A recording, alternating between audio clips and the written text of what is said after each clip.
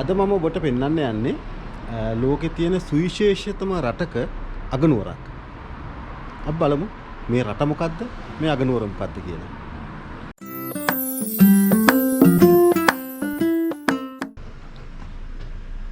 මේ තමයි ස්විට්සර්ලන්තයේ කියන රටේ අගනුවර වන බර්න් නගරය.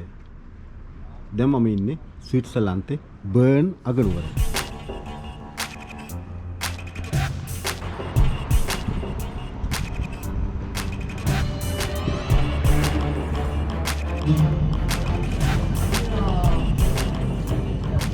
අපි බර්න් නගරේ ටික ඇවිදලා බලමු.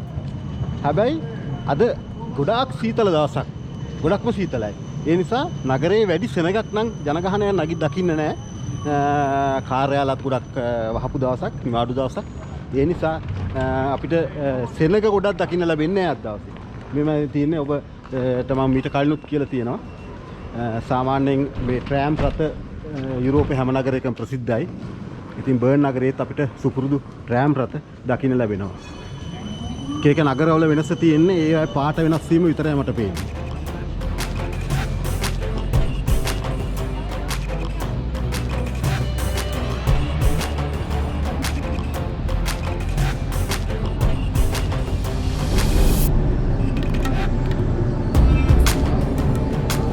මම ඔබට කිව්වා සුවිශේෂ රටක සුවිශේෂ අගනුවරක් කියලා. මේ දෙකම සුවිශේෂ වෙන්නේ කොහොමද කියලා අපි බලමු. ස්විට්සර්ලන්තේ කියන රට ඉතා සුවිශේෂ රටක් ලෝකේ තියෙන. ඔබ දන්නවා එක්සත් ජාතීන්ගේ සංවිධානය කියන එක. ඒ කියන්නේ ලෝකේ සාමාන්‍ය අපි හිතන් ඉන්න හැටියට ලෝකේ හැම රටක්ම එක්සත් ජාතීන්ගේ සංවිධානයට අයත් ඒවා. එක්සත් ජාතීන්ගේ සංවිධානයේ සමාජිකයෝ යුනයිටඩ් නේෂන්ස් කියලා කියන්නේ. නමුත් ස්විට්සර්ලන්තය තමයි ලෝකේ තියෙන එක්සත් ජාතීන්ගේ සංවිධානයට අයත් නැති සමාජික නැති ලෝකේ තියෙන ලොකුම රට. නමුත් අනිත් පැත්තෙන් තවත් විශේෂ දෙයක් තියෙනවා. ඒ තමයි එක්සත් ජාතීන් සංවිධානයේ යුරෝපා මූලස්ථානයේ තියෙන්නේ ස්විට්සර්ලන්තයේ ජිනීවා වල. එතකොට එක්සත් ජාතීන් සංවිධානයට අයත් නැති රටක්. නමුත් එක්සත් ජාතීන් සංවිධානයේ මූලස්ථානයක් පිහිටලා තියෙන්නේ මේ රටේ. ඉතින් ඒ නිසා ස්විට්සර්ලන්තය කියන්නේ විශේෂ රටක් ඒ පැත්තේ.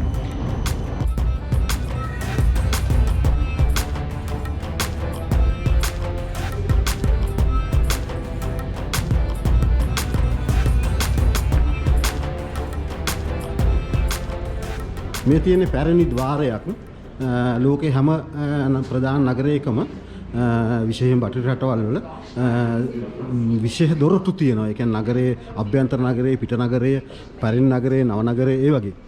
ඉතින් මේක ස්විට්සර්ලන්තයේ බර්න් නගරයේ ඉතාම පැරණි වීදියක්. මේ සියලුම ගොඩනැගිලි ඉතා පැරණි ගොඩනැගිලි ඔබට බලන්න පුළුවන්. අපි බලමු පැරණි බර්න් නගරයේ සුන්දරත්වය. අද බහුතරයක් ඉන්න සංචාරකයෝ මේක රජයේ නිවාඩු දවසක් ස්විට්සර්ලන්තයේ. ඒ නිසා අපිට දකින්න ලැබෙන්නේ අති බහුතරයේ සංචාරකයන්ම තමයි. මේ තියෙන පැරණි ඔරලෝසු කුළුණක් ඉතාම ලස්සනයි. හරිම ලස්සන ඔරලෝසු කුළුණක්.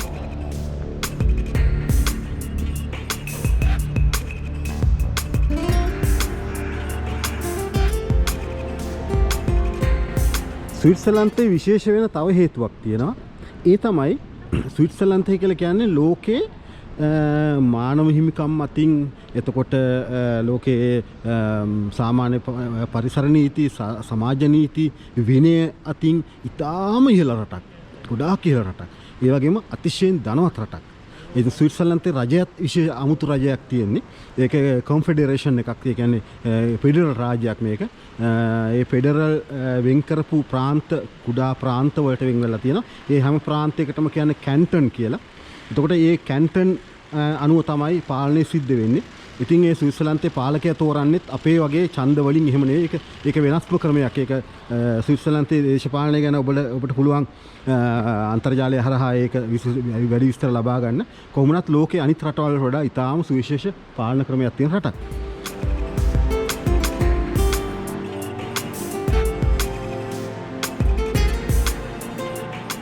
මේ පැරණි ගොඩනැගිලි වල පාර දෙපැත්තෙම ඔබට පේනවා ඇති බොහෝ දුරට මේ විවිධ ජාතික ධජයන් තියෙනවා. මොකද ස්විට්සර්ලන්තයේ අගනුවර තමයි බර්න්. ඒ බර්න් අගනුවර තියෙන තානාපති කාර්යාලය තමයි මේ පේන්නේ. ඒක නිසා තමයි විවිධාකාර මේ මොනවාද ධජ දකින්න පුළුවන් වෙන්නේ. එතකොට බර්න් නගරේ විශේෂ වෙන්නේ ඇයි කියලා කියන්න ඕන. ස්විට්සර්ලන්තේ විශේෂ වෙන හේතුව මම කිව්වා. බර්න් නගරේ විශේෂ වෙන හේතුකුත් තියෙනවා. ඒ තමයි ස්විට්සර්ලන්තයෙන් රට ප්‍රසිද්ධ වුණාට ස්විට්සර්ලන්තයේ තියෙන වෙනත් නගර ප්‍රසිද්ධ වුණාට බර්න් නගරය ඒ තරම් ප්‍රසිද්ධ නගරයක් නෙවෙයි. බොහෝ දෙනෙක් ස්විට්සර්ලන්ත අගනුවර බර්න් කියලා දන්නෙත් නැහැ. වැඩිපුර අහන්න ලැබෙන්නේ සූරිච් නගරය සහ ජිනීවා නගරය. ඒ නගර දෙක තමයි ස්විට්සර්ලන්තේ ප්‍රධාන වශයෙන්ම ලෝකේ පුරා ජනප්‍රිය. ඒකට හේතු තියෙනවා. ඒ තමයි සූරිච් නගරයේ තමයි යුරෝපයේ ඒ කියන්නේ ස්විට්සර්ලන්තේ ප්‍රධානම ගුවන්තොටුපළ තියෙන්නේ. ලංකාවේ ඉඳලා ඉස්සර ශ්‍රී ලංකන් එයාර්ලයින් ගුවන් සේවය සූරිච් නගරයට ආවා. එතකොට ජිනීවා නගරය තමයි ලෝකයේ අර මං කිව්වේ එක්සත් ජාතීන්ගේ සංවිධාන මූලස්ථානය නිසා ජිනීවා නගරය ප්‍රසිද්ධයි. ඒ වගේම ජිනීවා නගරයේ අනිත් පැත්තෙන් ප්‍රසිද්ධයි ලෝක රතු කුරුස සංවිධාන මූලස්ථානයේ තියෙන ජිනීවා නගරය. ඒ නිසා ස්විට්සර්ලන්තේ ඒ නගර දෙක ප්‍රසිද්ධ වුණාට මේ මං දැන් ඉන්න බර්න් නගරේ ඒ තරම් ජනප්‍රිය නැහැ. නමුත් මේ තමයි මේ රටේ අගනුවර.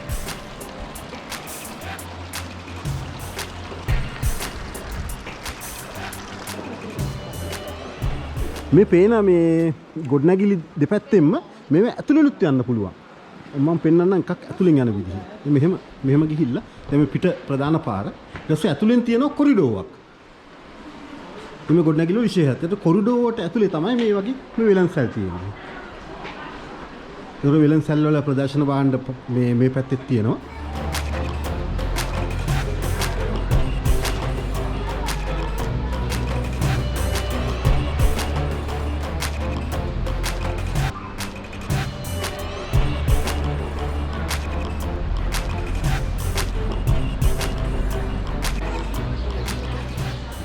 ඔරලෝසු වලට ප්‍රසිද්ධයි ස්විට්සර්ලන්තය ඔබ දන්නවා. ඉතින් ඔරලෝසු වෙළඳසැලක් තියෙනවා. ඔබ දන්න ස්විට්සර්ලන්තේ ප්‍රධාන ආදායම් මාර්ග දෙකක් තියෙනවා. ඒ කියන්නේ නිෂ්පාදන. ඒ තමයි ඔරලෝසු සහ චොකලට්. මේ තියෙන කැසියෝ උඩ තියෙනවා මොන්ඩයින් කියලා එකක්. ඒතකොට මේ තියෙන ස්විට්සර්ලන්තේ නිෂ්පාදන ඔරලෝසු. ස්විට්සර්ලන්තේ ඔරලෝසු ගන්න වෙනමම සංචාරක එනවා. ඒ නිසා තමයි සංචාරකයන් සඳහා මේ වගේ ඔරලෝසු කඩ වෙනම තියෙන්නේ.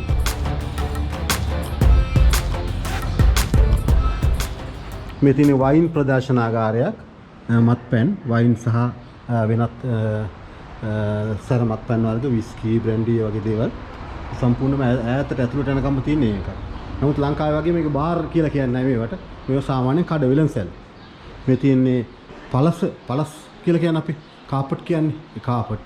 දැන් උදාහරණයකට මේ පේන මේවා මේ හුඟක් වෙලාවට මේ කාපට් වලට ප්‍රසිද්ධ ඉරානය. මේ ඉරාන කාපට් තමයි ප්‍රසිද්ධ ජනප්‍රිය ගොඩක්. දැන් මේකේ තියෙන මෙතන ස්විස් ෆ්‍රැන්ක් 1995ක් මිල වෙනවා මේක. කියන්නේ ඉතා විශාල මුදලක්. අපි බලමු වීදියේ අනිත් පැත්තට ගිහිල්ලා පොඩ්ඩක්. හුඟක් දුරටම මේ එක දිගටම තියෙන අර වෙළඳසැල්මයි. අද නිවාඩු දවසක් නිසා මේ වෙළඳසැල් වල හුඟක් වහලා ජනාකීර්ණත් නැහැ නගරේ. සංචාරකයන්ම පමණයි වටපිටාවේ ඉන්නේ. මේ තියෙන්නේ නැවතත් ඔරලෝසු කඩයක්. ගොඩක් වටින ඔරලෝසු. විවිධාකාර ඔරලෝසු.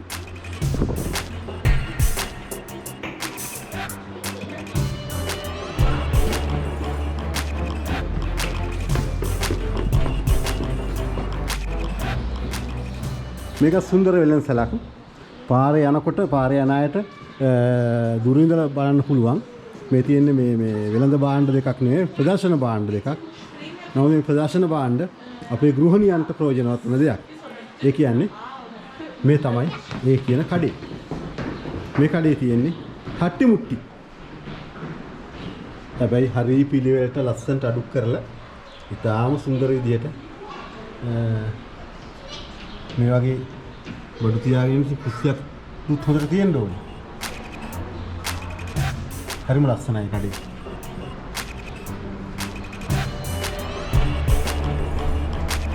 කඩේ අලංකාර කරලා තියෙන්නේ හට්ටි වල පියන් වලින්. ඒ කියන්නේ ආවරණ වලින්. වෙළඳාම පමණක් නෙවෙයි වෙළඳාම සඳහා අලංකාරණය කිරීම නැත්නම් සුන්දරත්වය බොහොම දුරට හිතලා තියෙනවා. මිනිස්සුන්ට ආකර්ෂණීය විදිහට වෙළඳාම කරන කඩ පේලියක් මේ මම දෙපැත්තෙම තියෙනවා.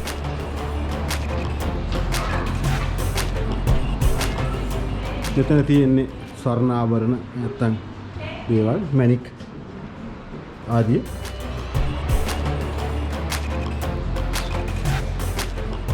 ලස්සනයි, ගොඩක් ලස්සනයි මේ කඩ ටික. කඩ ගොඩාක් තියෙනවා. මම මේ පොඩ් ටිකයි අල්ලන්නේ, විශේෂම කඩ කීපයක් විතරයි මේ අල්ලලා පෙන්නන්නේ මම. මේකත් මෝස්තර වෙනසලක්. කුඩා අත් බෑග් ආදී තමයි ප්‍රදර්ශනයේ තියෙන්නේ. ඒකත් සුන්දර ලස්සන කරලා තියෙන මෙන්න මේ වගේ එකකින්. මේවත් විකුණන්න පුළුවන්. ඒ කියන්නේ අපි 70 කටු වගේ කියලා කියන්නේ අන්න ඒ වගේ ඒවා. සංචාරකයන් ඉන්න හැම තැනකම මේ වගේ සිදුවීම් දකින්න පුළුවන්. ඉතින් ඒගොල්ලෝ එක එක විදිහට පින්තූර ගන්නවා. ඒ නිදහස බොහොම හොඳින් භුක්ති විඳිනවා සංචාරකයෝ. ලෝකෙ වටේ ඇවිදින අය. මස් කඩ අපේ ලංකාවෙත් තියෙනවා. අපි ලංකාවේ මස් කඩ දැකලා තියෙනවා. අපි බලමු බර්න් නගරයේ මස් කඩ කොහොමද කියලා. මේ තියෙන හරක් මස් කඩයක්. මේ තියෙන the beef. මෙන්න බලන්න ස්විට්සර්ලන්තයේ මස් විකුණන විදිය. ෂෝකේස් එක රත්තරන් බඩු අඩුක් කරලා තියෙනවා වගේ තමයි මේ මස් අඩුක් කරලා තියෙන්නේ. වීදුරුවෙන් හැපැත්තේ මම දන්නේ පේනවද කියලා ඔබට පැහැදිලිව. මේ පැත්තෙන් ගිහින් බලමු. මේ දෙන්නේ මස්.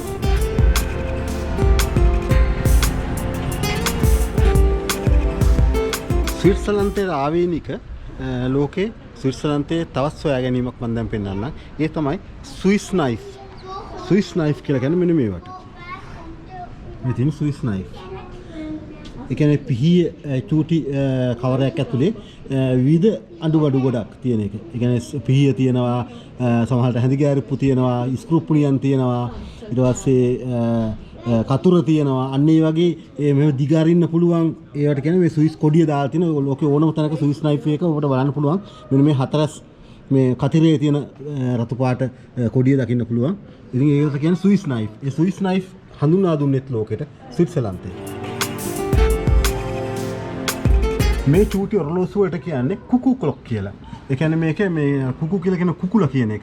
ඒ කුකුලා හඬලන වගේ සද්දයක් තමයි මුලින්ම මේවට මේ තිබිලා තියෙන්නේ. නමුත් මේකත් මේක ස්විට්සර්ලන්තේ සොයා ගැනීමක් නෙවෙයි. මේ කුකු ක්ලොක් වලට නැත්තම් මේ ඔරලෝසු ක්‍රමයට මෙහෙම ලස්සන ගයක් වගේ පින්තූරයක් එක්කලා මේ ඔරලෝසු තියෙනවා. ඊට පස්සේ බෙල් එක තියෙනවා. හුඟක් වෙලාවට මෙතන මේ කවුරු උන්චිලා පදින එකක් වගේ තියෙන්නේ. හරි ලස්සනයි මේවා. මේ ඔරලෝසු හුඟක්ම ජර්මනියේ ශ්වාස්වාල්ඩ් කියන ප්‍රදේශයෙන් තමයි මේ කුකු ක්ලොක් ලෝකෙට හඳුන්වා දුන්නේ. ලෝකෙ කොහේ හරි මේ වගේ ඔරලෝසු වර්ග තියෙනවා නම් ඒ ජර්මනියේ ශ්වාස්වාල්ඩ් වල. ඉතින් මේ ස්විට්සර්ලන්තයේ බර්න් නගරයේත් අපිට ජර්මනියේ ශ්වාස්වාල්ඩ් වලින් සොයාගනිපු කුකු ක්ලොක් දකින්න පුළුවන්. ඔරලෝසු වරුණාම ස්විට්සර්ලන්තයේ ජනප්‍රියයි ලෝකේ රසම චොකලට් වලට. මේ තියෙන්නේ චොකලට් කඩයක්. බලන්න. චොකලට් විශාල පීරිසි වගේ චොකලට් තියෙන්නේ. කිලෝ ගානට තමයි මේ චොකලට් විකුණන්නේ. විවිධ හැඩරුව වල විවිධ රස ඇති චොකලට්. මේ චොකලට් ගොඩක් විශාලයි. මගේ අතත් එක්ක බැලුවොත් එහෙම මේ චොකලට් එකේ විශාලත්වය බලන්න. මේ චොකලට් එක. මේ තිනු මම හිතන්නේ හදනකොට කෑලි කැඩිච්ච චොකලට් වෙන්න ඕන. මේ ටිකක් මිලාඩු ඇති.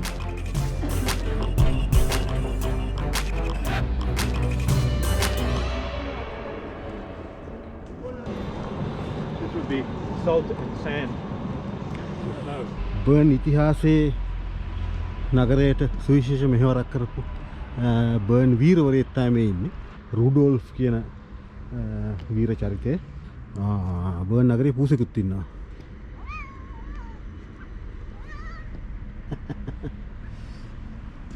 මං කිව්වා ඔබට මේ මොහොතේ මේ බර්න් නගරයේ අධික සීතලක් තියෙනවා.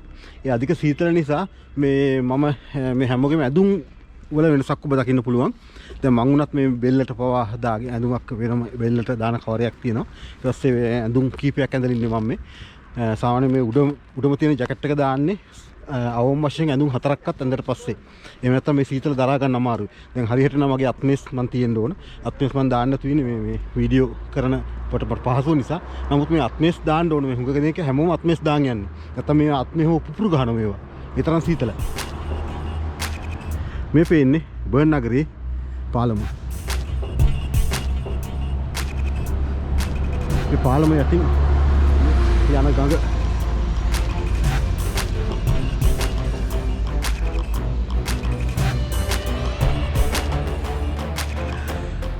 මේ වගේ අඳුරු දේශගුණයකට අපි කියන්නේ අහස බුම්මගෙන ඉන්නවා කියලා.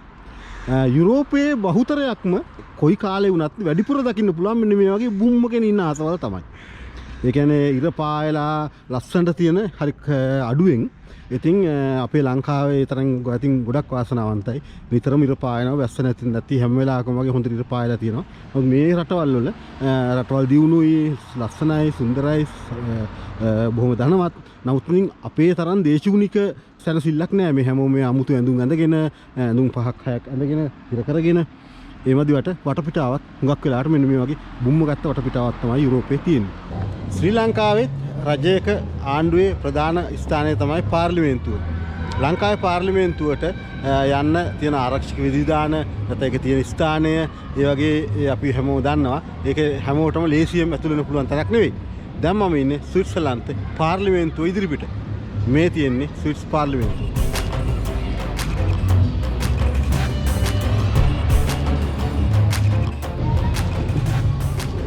නගර මැදේ ඉතා නිදහස් තැනක විවෘත ස්ථානයක තමයි ස්විස් පාර්ලිමේන්තුව පිහිටලා තියෙන්නේ. මේ ස්විස් පාර්ලිමේන්තුවේ ගහලා තියෙන කොන්ෆෙඩරේෂන් හෙලිටික කියලා මේ ලැතින් වලින් ලියලා තියෙන්නේ. ක්‍රිස්තු වර්ෂ 1291 සහ 1848 කියලා සඳහන් කරලා තියෙනවා. එතකොට මේකේ මේ කොන්ෆෙඩරේෂන් හෙල්වෙටිකා කියන එක ගැන ඔබට ඉස්සරහක් කරන්න පුළුවන්. ස්විට්සර්ලන්තයේ මුද්‍රයක් ගත්තොත් ඒ මුද්‍රය ඔබට දකින්න ලැබෙන්නේ ස්විට්සර්ලන්ත කියලා නෙවෙයි. හෙල්වෙටියා කියලා. ඒ හෙල්වෙටියා කියලා තමයි ස්විට්සර්ලන්තයේ සංස්කෘතික වශයෙන්, ජාතික වශයෙන් මේ රටේ මිනිස්සු තමන් විසින් තමන්ව හඳුනාගන්නේ හෙල්වෙටියා. ඒකට කොන්ෆෙඩරේෂන් හෙල්වෙටියා කියලා කියන්නේ හෙල්වෙටියා කොන්ෆෙඩරේෂන් නැත්නම් සමූහාණ්ඩුව. කියන්නේ ෆෙඩරල් රටක මේක ෆෙඩරල් ගණනාවක එකතුව කියන එක තමයි කොන්ෆෙඩරේෂන් හෙල්වෙටිකා කියන්නේ. පාර්ලිමේන්තු ඉස්සරහම තියෙනවා ස්විට්සර්ලන්ත නැෂනල් බැංක්. මේ ළමයි ක්‍රීඩා කරන තැනට පිටිපස්සේ තියෙන ගොඩනැගිල්ල ස්විට්සර්ලන්තයේ ප්‍රධාන නැෂනල් බැංකුව. ඒ කියන්නේ අපේ මහා බැංකුව වගේ ආන්න එක. ස්විට්සර්ලන්තය කියලා කියන්නේ තවත් පැත්තකින් මූල්‍යමය ගනුදෙනු අතර ඉතා ප්‍රසිද්ධ රටක්. මොකද මුදල් සම්බන්ධයෙන් ස්විස් බැංකුව ප්‍රසිද්ධයි. ඔබ අහලා ඇති ඕන තරම් සල්ලි වැඩි අය ගැන කතා කරනකොට අපි කියනවා මූට ස්විස් බැංකුවේ සල්ලි ඇති කියලා. දැන් ස්විස් බැංකුව මූලස්ථානයේ තමයි මේ පේන්නේ. නමුත් කිසිම ආරක්ෂාවක් නැතුව සාමාන්‍ය ඉතා සරල ගොඩනැගිල්ලක්. ලෝකයේ වැඩිම සල්ලි තියෙන බැංකුව තියෙන හැටි පේනව නේද? Aber nicht für mich selber, sondern für unsere Hörer. Ich schicke sie nämlich auf die Einspanne Bundesplatz, dort im Restaurant. Kann jemand von euch mit nach... සීත කාලයේදී යුරෝපයේ ගොඩක් රටවල් මේ වගේ මේ අයිස් පදින තැන් හදලා තියෙනවා. ඉතින් මේ ළමයින්ට වැඩිහිටියන්ට මේ අර රෝද සපත්තු දාගෙන මේ රෝද කියලා කියන්නේ තියෙන නිකන් මේ කැපෙන කට්ටක් වගේ එකක් තියෙන්නේ. ඒකේ ඒ සපත්තු දාගෙන ඇවිදින අතර මේකේ මේවා යන්න හරි කුහුණුවක් තියෙන්න ඕන. නිකම්ම යන්න බෑ. මේ සපත්තු අපිට හොඳ කල්පනා විලෝත් පෙනේ. රෝද මොනවත් නැහැ. නිකන් උල් දෙකක් තියෙන්නේ. මේ අයිස් වල යන්නේ ඒ උල් වලින්. තනිකර පිහි දෙකක් වගේ. සපත්තු යට පිහි දෙකක් වගේ හයි කරලා තියෙනවා. ඉතා හොඳ පුහුණුවක් අවශ්‍ය වෙන මේ පිහි වලින් පිහි සපත්තු වලින් ඇවිදින්න.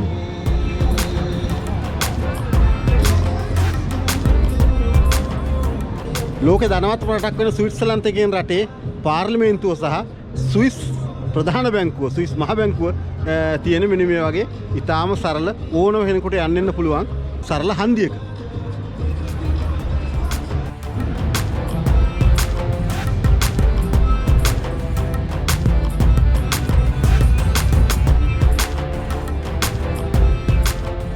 ලංකාවේ ගමේ තේ කඩේ කෝපි කඩේ දාන් අදින මිනිස්සු දක්ෂයි. දාන් අදින මිනිස්සු දකින්න පුළුවන්.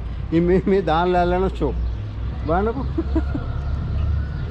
තැනකට පොළොවේ ඇඳලා තියෙන විශාල දහන් ලෑල්ලක්.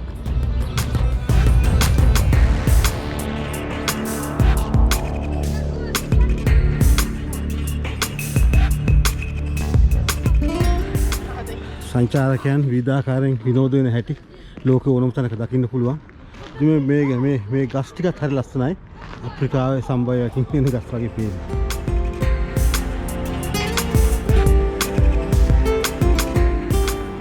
බර්න් නගරේ හැමතැනම මෙන්න මේ වගේ මේ වලස්සුන්ගේ පින්තූර දකින්න පුළුවන්. දැන් අපේ ලංකාවේ නිතරම සිංහයා දකින්න ලැබෙන්නේ. ඒ වගේ බර්න් නගරේ නිතරම දකින්න ලැබෙන්නේ මේ වලස.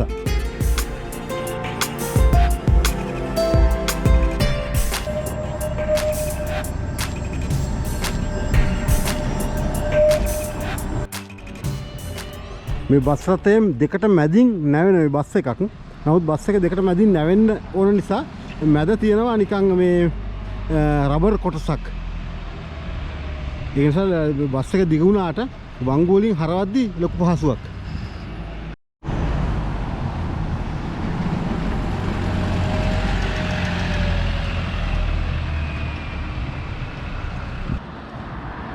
මේ තියෙන බර්න් නගරයේ ඉපැරණි බලකොටු තාප්පය.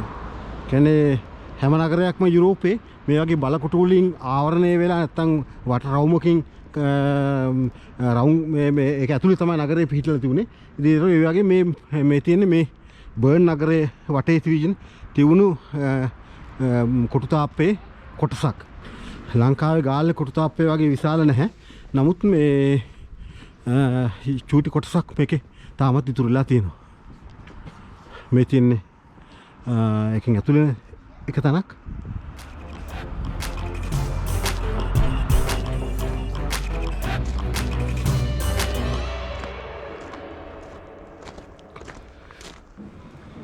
මේ පින්තූරේ ඔබට ආගන්තුක වෙන්න බෑ. මේ ඉන්නේ ලෝක ප්‍රසිද්ධ අයින්ස්ටයින්, ඇල්බර්ට් අයින්ස්ටයින්. බර්න් නගරේ කොහොමද අයින්ස්ටයින්ට විශේෂ වෙන්නේ? ඇල්බර්ට් අයින්ස්ටයින් වසර 12ක් බර්න් නගරේ ජීවත් වෙලා තියෙනවා. එතකොට මේ කොටු තාප්පය ඇතුලේ තියෙන මේ සුවිශේෂ ගොඩනැගිල්ල ඇල්බර්ට් අයින්ස්ටයින්ගේ මියුසියම් එක. නැත්තම් ඔහුගේ ජීවිතය අලලා තිබෙන කටුගයක්. මේ ඉන්නේ අයින්ස්ටයින් තරුණ කාලේ. මේ පුටුව ගොඩක් ප්‍රසිද්ධයි. අයින්ස්ටයින් එක්ක වාඩි වෙලා පින්තූරයක් ගන්න තියෙන මහඟු අවස්ථාව මේ පුටුවෙන් තියෙනවා. මේක තනිකර තඹ වලින් නිර්මාණය කළ ලද පිළිරුවක්. ඉතා ශක්තිවන්ත. ඉතින් අයින්ස්ටයින් එක්ක වාඩි වෙලා එකට පින්තූරයක් ගන්න ඕන නම් බර්න් නගරේ අයින්ස්ටයින් මියුසියම් එක ඉදිරිපිටට ආවම මේ විදිහට කරන්න පුළුවන්. ඉතාම සුන්දර අලංකාර ගොඩනැගිල්ල. මම හිතන්නේ බර්න් නගරයට මේ මියුසියම් එක මේ කටුගේ මම හිතන්නේ ලොකු ආලෝකයක් ගේනවා. මේ කටුගේ ඉඳලා එළියට එනකොට පේන දර්ශනය තමයි මේ ඉස්සරහින් තියෙන්නේ මගේ. ස්විට්සර්ලන්තය කියලා කියන්නේ කවදාවත් යුද්ධයක් නොතිබිච්ච රටක්. යුද්ධ තිබිලා නැහැ. කිසිම රටකට යටත් වෙලා තිබිලා නැහැ. අවම වශයෙන් දෙවන ලෝක යුද්ධයේදී හෝ පළවෙනි ලෝක යුද්ධයේදී කිසි කෙනෙක් මේකට බෝම්බ දැම්මේ නැහැ මේ රටට.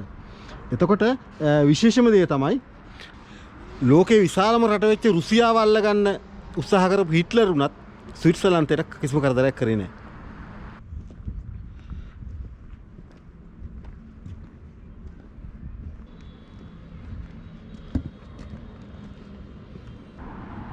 අයින්ස්ටයින් කෞතුකාගාරයේ ඉදිරිපිටත් මෙන්න මේ වගේ ලොකු පාලමක් තියෙනවා. පාලම අසල මේකට කියන්නේ කුන්ස්ට් හාල කියලා. කුන්ස්ට් කියලා කියන කලාගාරය. බර්න් නගරයේ තියෙන කලාගාරය. මේ පාලමට එහා පැත්තෙන් බර්න් නගරයේ අපි කලින් දැකපු පැරණි කොටස තමයි පේන්නේ. ඉතාම සුන්දර දර්ශනයක්. නගරයේ ඡායාරූප අතර බහුතරයක් දකින්න ලැබෙන මෙන්න මේ පින්තූරය. බර්න් නගරයේ පින්තූරත් බර්න් නගරය ගැන සඳහන් වෙනකොට මෙන්න මේ පින්තූරේ බොහෝ දුරට දකින්න පුළුවන්. දැඩි සීතලක් සහිත ස්විට්සර්ලන්තයේ අගනුවර වන බර්න් නගරයෙන් මම සමුගන්නයි සූදානම් වෙන්නේ. නැවතත් මේ වගේ විශේෂ තැනකින්, විශේෂ නගරයකින්, විශේෂ රටකින් ලස්සන වීඩියෝකින් ඔබ හමු වෙනතුරු ඔබට ස්විට්සර්ලන්තයේ බර්න් අගනුවර සිට ආයුබෝවන්.